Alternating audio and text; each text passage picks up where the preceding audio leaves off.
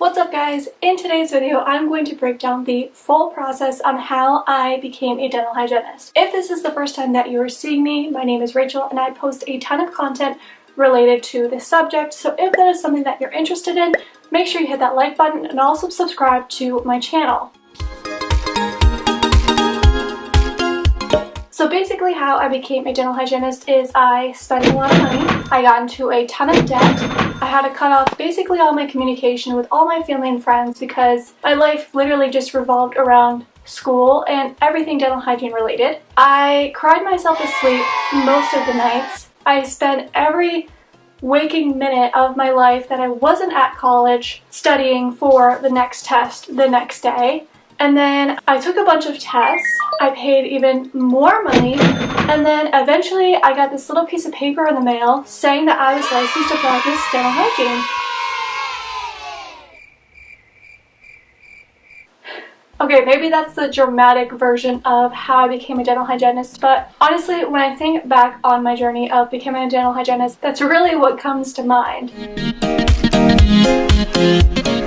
So really how I became a dental hygienist is I obviously decided that dental hygiene is what I wanted to do with my life. That's my career choice that I wanted to follow. So I made this decision when I was still in high school. If you didn't know, when I was debating on what to go to college for, I was between dental hygiene, nutrition, and nursing. So after heavily debating those three topics, I ruled out the nutrition, I ruled out becoming a registered nurse, and I chose dental hygiene. So after I chose dental hygiene, I was proactive. I started taking all the courses that were available to me at my high school that were science related. So if this is a career path that you want to take, check your course options at your high school and start taking all the sciencey courses that you can possibly take, and I promise you that it'll be very helpful once you get into hygiene school. So as graduation was approaching, I started looking into colleges. So when I was looking at colleges, I personally wanted to go to a college that was in my state. I did not want to go out of state for college, and I wanted to find the closest school to my hometown so that it wasn't hours away from my family. So when thinking about going to school for dental hygiene, some big factors that came into my decision were obviously the location of it, how far was I going to have to travel and move away from my family, the cost of the education, the length of the course, and if I had to do a year of gen ed courses just to apply to get in. So some colleges will make you go to college for the first year and you kind of have to test into the program, and I know of people who have gone to school for a year, 2 years, 3 years and still have not gotten into the dental hygiene program, who wasted all that time, money, and investment into this career that they still aren't able to even start yet. So for me, that's one thing that I did not want to do. I did not want to hope that I made it into the program after a year of spending a lot of time and a lot of money at a school. I wanted to make sure that I was going to be getting into a program. So the school that I went to was a trade school, and the reason why I chose it is for location, cost, and because I didn't have to go to school for a full year at least to apply to get into the dental hygiene program. After I took their initial testing to get into the course and pass all those tests, I was guaranteed that I was going to be getting into the hygiene program.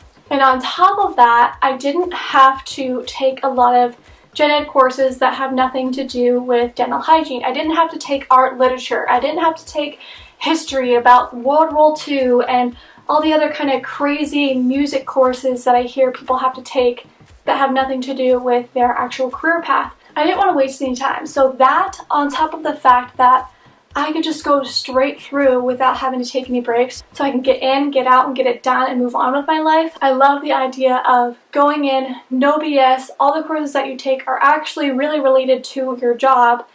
You take your tests, you take your state boards, get your license, and you move on with your life. So getting into dental hygiene school, like I said, all I had to do was obviously apply for the college, and then I took the entrance exams that were required to get into the dental hygiene program. Once I got accepted into the dental hygiene program, then I was required to be there for 19 and a half months as a full-time student.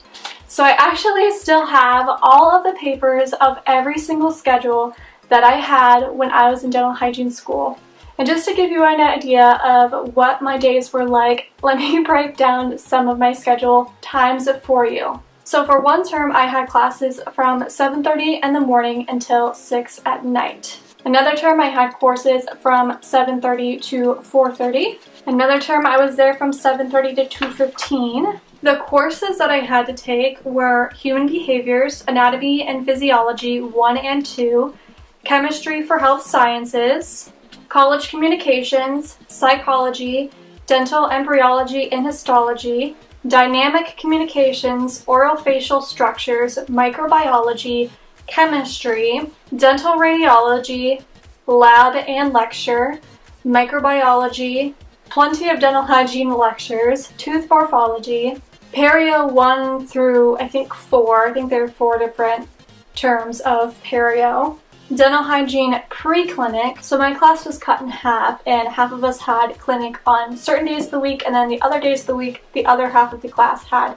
clinic. So we had pre-clinic for months and months and months. I had seminar, I had nutrition, I had dental materials, lecture, and lab, which I hated dental materials, lab, and funny story, I actually started a fire in the dental hygiene lab and caused the whole school to evacuate the building because the fire alarm went off, and it was really embarrassing. Plenty of dental hygiene clinics, like I mentioned, Intro to Pharmacology, Oral Pathology 2, Local Anesthesia, lecture, and we also had to do it as a clinic course. So for like 7 weeks straight, we were doing different types of injections and getting each other numb. And when you guys complain about being numb for a few hours, like after you have a feeling or something, thinking about having to do that like every single day for 7 weeks straight at different areas of your mouth,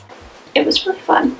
Pharmacology 2, Perio 2, Perio 3, more seminars, psychology, organic chemistry. I also took sociology and a public speaking course, Perio 4, more clinic lectures, more clinic groups. We took professional development. We also took public health, which was a lecture and kind of a lab because we were required to go to different schools and locations and give presentations related to oral health. So I went to like a couple grade schools, I went to a kindergarten, I went to a preschool, and basically you just have to go there and give presentations and teach people about oral hygiene. But yeah, those are basically all the courses that we had to do, and while we were in clinic, we had to see a certain amount of patients that were classified in a certain way and certain age groups of patients.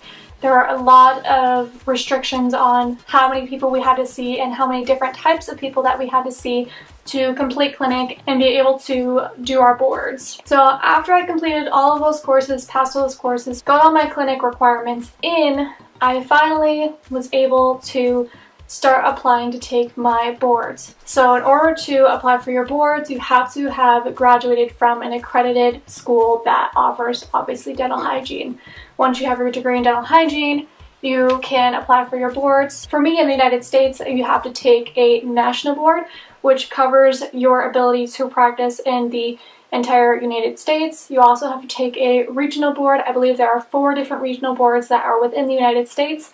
So it really just depends on what state you're in, what type of test that you have to take, and also which regional boards that state approves and will allow you to work in. And then on top of that, you also have to take your clinical boards. So I took my regional board, I took my national board, I took my clinical board, and after all of that, I passed them all first try. I was very, very happy. That was like honestly one of the best days of my entire life. I remember like my parents getting the letter in the mail because I didn't want to get it sent to me, and I didn't want to like possibly read the fact that I failed. And I remember talking to my dad over the phone, and he went up to the mailbox and he got it, and he's like, "Do you want me to open it?" And I was like, "Yeah, just open it, like just tell me what it says." And he read it and he was like, "You passed, you got your license." And I was like, I instantly just started bawling. Oh my gosh, I was so happy. So once you know and you can verify that you've passed your boards, you can start applying for jobs and you can start working. So then I was able to start applying for jobs, and when I first graduated dental hygiene school,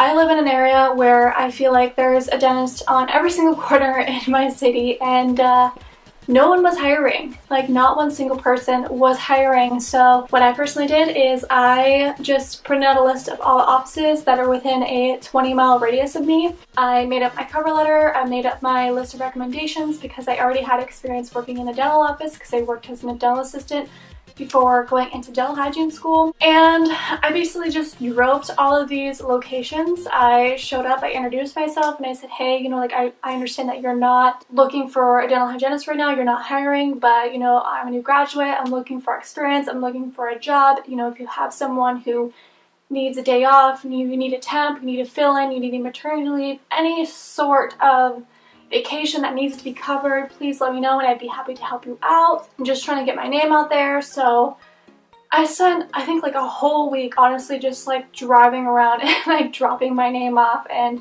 introducing myself to like all these practices, literally so many practices. And I think it was the next week I got a call to do a long-term maternity leave, and that was my first job. So had I not done that, I probably wouldn't have found a job for a while, and a lot of the girls that I went to hygiene school with actually ended up moving out of the area that we went to hygiene school at because there's no jobs because of the school. It's very saturated. So I would say that I found my first job within probably a month of getting my dental hygiene license. So yeah, that's how I became a dental hygienist. So if there's anything in particular that you guys want to know or want me to cover or talk about, please let me know in the comment section down below, and I'd be happy to make any of those videos for you guys. As always, thank you guys so much for watching my video and supporting me. I love doing YouTube so much, so I really appreciate it when you guys subscribe to my channel and like my videos. It really does mean so much to me. So I hope you all have a wonderful day, and I will see you guys in the next video. Bye guys!